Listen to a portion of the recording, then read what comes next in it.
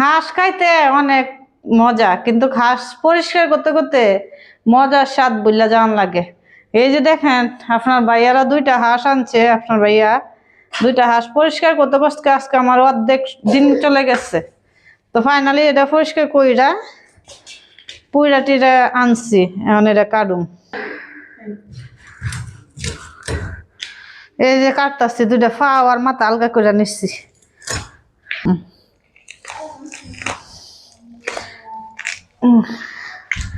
এই যে একবারে কাটতে নাড়ি পরিবার করে লাইছি। হাঁসের যা আছে সব গলার মধ্যে, এত লম্বা লম্বা হাঁসের গলা লম্বা, আর এই দেখেন নাড়ি বুড়ি, মাংস কম। আগের একটা খাইছিলাম, এটার মধ্যে মাংস আসছিল, এটার মধ্যে এখন মাংস কম।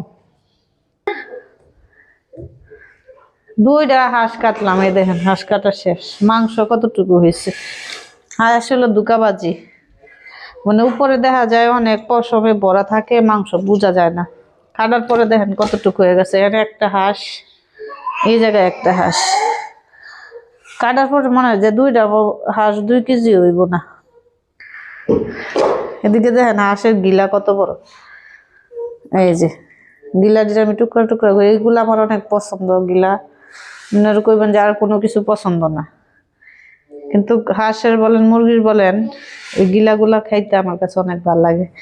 তাই নোংরা থাকলেও আমি অনেক কষ্ট করে পরিষ্কার করে নিই এগুলারে।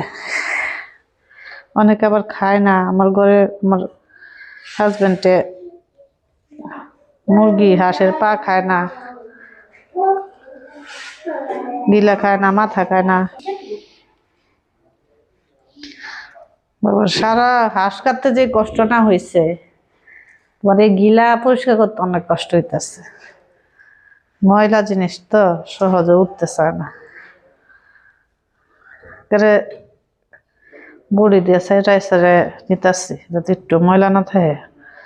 নুক না থাকলে উড়াইতে অনেক কষ্ট।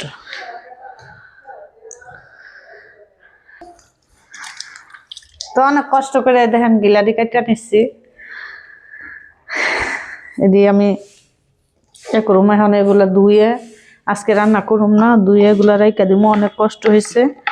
তো নেক্সট ভিডিওতে দেখামো যে হাঁসগুলো কিভাবে রান্না করছি।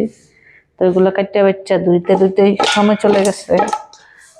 তো আজকের পর্যন্ত এই পর্যন্তই।